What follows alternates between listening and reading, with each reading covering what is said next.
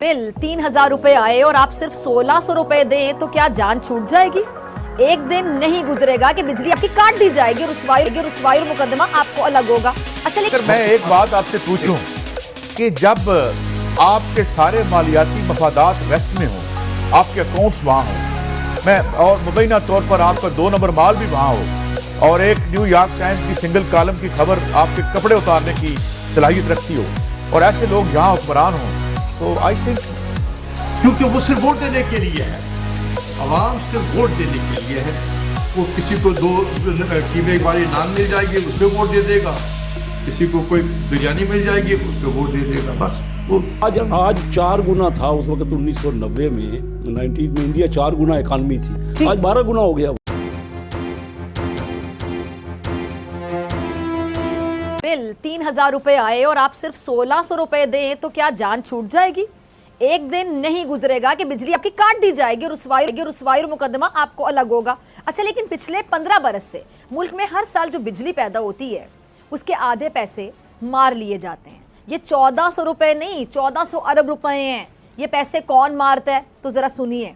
सूबाई हुकूमतें, बाअसर अफराद और बास कंपनियां भी धड़ल्ले से बिजली लेती हैं पर बिल नहीं देती। और तो और हैदराबाद, पिशावर, कोयटा, फाटा में दबा के बिजली चोरी होती है और कोई पूछता तक नहीं है। देखिए आज पार्लियामेंट में खड़े होकर वजीर खजाना इसहाक डार साहब किस बेबसी का मुजाहरा कर रहे हैं, जरा सुनिएगा, देखिएगा। जी तो देखा आपने, गरीब से तो 1-1 रुपए का हिसाब, मगर अमीर को इतने बरसों से छूट। वाह रे मेरे हुक्मरान। और जो पैसे चोरी हो रहे हैं उसका तावान भी बेचारी आवाम ही अदा करेगी। यानी 100 प्याज खाएगी और 100 जूते भी। 170 अरब का डार बजट लगा दिया गया, लेकिन डार साहब की तकरीर शायद इतनी घिसी पटी थी कि ऐवान में सब बातें ही करते रहे और इसहाक डार साहब अकेले खड़े इमरान हुकूमत को कोसते रहे और महंगा इंपोर्टेड सूट पहने इसहाक डार साहब ने अवाम को सादगी का एक लेक्चर दर्स भी दे डाला। पता नहीं कैसे कर लेते हैं आप लोग ऐसे। पहले क्या कहा कि जी वजीर आजम और काबीना ने सादगी अपनाने का इरादा किया है, सामने लाएंगे। फिर बोले कि अब मुल्क में सबको सादगी के साथ, सादगी से शादी करनी चाहिए। और साथ ही फिर क्या किया, शादी हॉल पर भी टैक्स ठोक दिया। सुनिए, इसहाक डार साहब क्या ही अच्छा होता कि आप दिसंबर 2021 में पाकिस्तान में होते और अपने समधी के नवासे की शाहाना शादी पर भी टैक्स लगाते।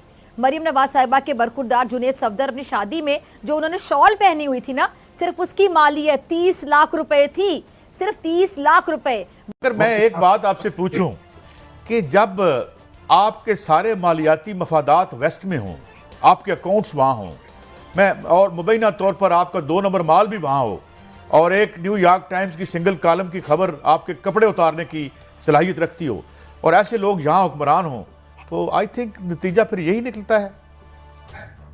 आपने बिल्कुल समअप किया, इससे बेहतर मैं भी समअप नहीं कर सकता था। बिल्कुल आपने बिल्कुल सही कहा है, बिल्कुल सही कहा है। जब आप इतने ज्यादा कॉम्प्रोमाइज्ड होंगे तो आप क्या बातें कर सकते हैं। मेरा तो कोई बेटा तो नहीं था बाहर में, या मेरी बेटी तो कोई वहां पर नहीं पढ़ रही थी और ना वहां जॉब कर रही थी, ठीक है, इसलिए मैं बोलता था, अभी भी बोलता हूं।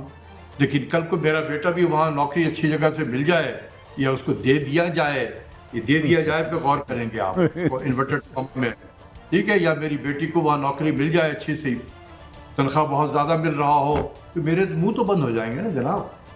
मैं बोल सकूंगा जिस तरीके से अभी बोलता हूँ आपके सामने। नहीं डॉक्टर साहब, निहायत एहतराम से गुजारिश है, आपने अभी साहिब इल्म या काबिल लोगों का नाम लिया बहुत सारे। देखिए महंगाई बम तो गिरता है आम आवाम पे, 22 करोड़ आवाम पे। टीम तो हुकूमत ने बनानी है, हुकूमत ढूंढ ले। अभी लोग पाकिस्तान में अच्छे लोगों की कमी तो नहीं है, ये टीम की अगर उनकी गलती है, वो टीम सही नहीं बना रहे, तो उसका वजन अवाम पे बोझ क्यों डाला जाता है। मेरी सबमिशन है कि अब अच्छे लोग यकीनन होंगे। ये तो नहीं ना हो सकता कि इकॉनमी को जो समझते हैं वो है ही नहीं है पाकिस्तान में, इसलिए कि अवाम को कोई कुछ समझता नहीं है, ठीक है। अवाम बस ऐसी अवाम है, बस, ठीक है, क्योंकि वो सिर्फ वोट देने के लिए है। अवाम सिर्फ वोट देने के लिए है। वो किसी को 2 कीमे वाली नान मिल जाएगी उस पर वोट दे देगा, किसी को कोई बिरयानी मिल जाएगी उस पर वोट दे देगा, बस। वो तो इसीलिए जरूरी है कि आप इतनी ज्यादा गुर्बत जो है आप फैला के रखें कि किसी को 2 कीमे वाली नान दे देंगे तो वो आपके लिए जान दे देगा। इस हालत तक पहुंचा दे कौम को, और हम पूरी कोशिश कर रहे हैं वहां पहुंचाने के लिए। अच्छा डॉक्टर साहब, ये एक पाकिस्तानी जो है, जब ये कीमे वाली नान से निकलेगी बाहर, बिरयानी एक से पाकिस्तानी बाहर 3 मिलियन डॉलर दे जाता है, इनको खुद एक आना नहीं देता। 30 मिलियन यानी 3 मिलियन डॉलर दिए।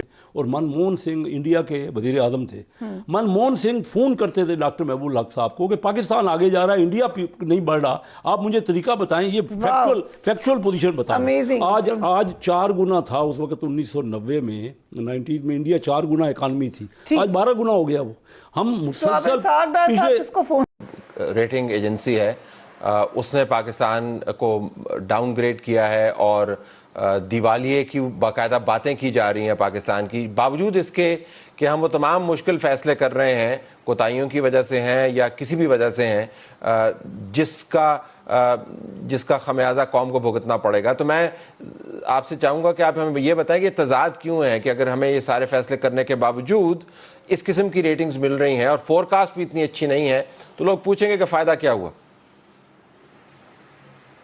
देखिए, जो इंटरनेशनल एजेंसीज हैं या इंटरनेशनल इदारे हैं, वो कुछ चीज़ों को उनका हमसे ज़्यादा वो प्रीव्यू होती है, ज़्यादा पता होता है।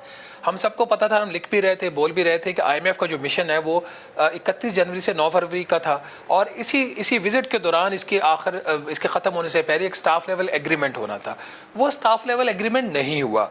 जो IMF ने अपने memorandum for economic and financial policies का डॉक्यूमेंट देना था, ड्राफ्ट, वो हमें पिछले मंडे को मिल जाना चाहिए था। वो जुमे को उन्होंने दिया उसका पहला ड्राफ्ट आपको। तो जब इतना लैग आ रहा हो कमिटमेंट्स में, और उसकी वजह थी जो गलत एक पॉलिसी, एक अप्रोच अपनाई वजारत ख़जाना ने कि वो पहले कोशिश करेंगे IMF को मनवाने की जी कि हम ये काम नहीं कर सकते, हम जो काम प्रपोज कर रहे हैं, ग्रेजुअल अप्रोच हम लेना चाह रहे हैं, आहिस्ता आहिस्ता काम करेंगे, उस पर वो मान जाए। तो हमें तो पहले दिन से पता था, हमें मुज़ाकरा शुरू से पहले पता था कि IMF तो अपनी जगह से पीछे हटेगा नहीं। अगर किसने हटना है तो वो हुकूमत पाकिस्तान ने हटना है। अब हुकूमत ने इसमें वक्त ज़ाया किया। जब वक्त ज़ाया हुआ तो जुमेरात को आपका स्टाफ लेवल, पिछली जो जुमेरात गुजरी, आपका स्टाफ लेवल एग्रीमेंट नहीं हुआ तो फिर फिच ने 4 माह में दूसरी दफ़ा उन्होंने आपकी जो क्रेडिट रेटिंग है उसको डाउनग्रेड करके CCC नेगेटिव कर दिया।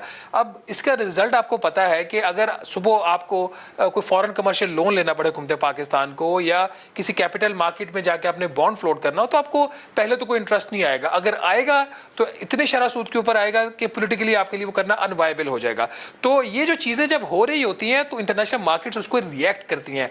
हमारा मुआहिदा जब भी हो जाएगा, स्टाफ लेवल एग्रीमेंट, आज हो जाए, 10 दिन में हो जाए, 4 दिन में हो जाए, तो चीज़ें ग्रेजुअली इंप्रूव होना शुरू हो जाएंगी। लेकिन तलत साहब, एक चीज़ यहाँ पे क्लैरिफाई मैं कर दूँ, जो रेटिंग डाउनग्रेड है वो तो हो जाती है, उसको वापस दोबारा अच्छी रेटिंग पे लेके जाने में कम से कम 4 से 6 माह का वक्त लगता है। तो कल अगर आपका IMF का प्रोग्राम हो भी जाता है, आपकी चीज़ें रिस्टोर भी होना शुरू हो जाती है, तो फौरन